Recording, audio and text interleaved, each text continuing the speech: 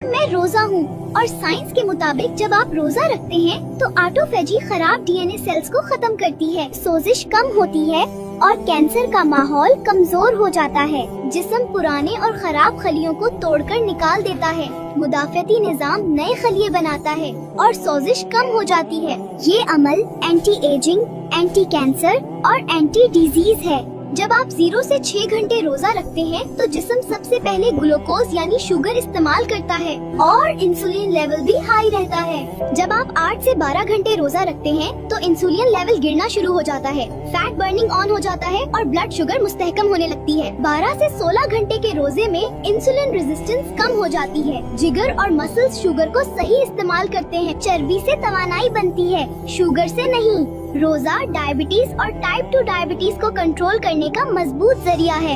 High blood pressure में रोजा रखने से इंसुलिन कम होता है, नमक की मिकदार कम जमा होती है और खून की नालियां रिलैक्स हो जाती हैं। इसीलिए रोजे से नसों का प्रेशर कम होता है और ब्लड प्रेशर कुदरती तरीके से कंट्रोल हो जाता है। मोटापे और पेट की चर्बी के लिए रोजा इंसुलिन को कम करता है, चर्बी जलने लगती है और हार्मोन्स का तवाजुन बेहतर हो जाता है। पेट की चर्बी कम हो जाए तो ब्लड प्रेशर, शुगर और दिल सब कंट्रोल में आ जाते हैं। दिल की बीमारी में रोजा रखने से खराब कोलेस्ट्रॉल कम होता है, अच्छा कोलेस्ट्रॉल बढ़ता है और खून जमने का खतरा कम हो जाता है।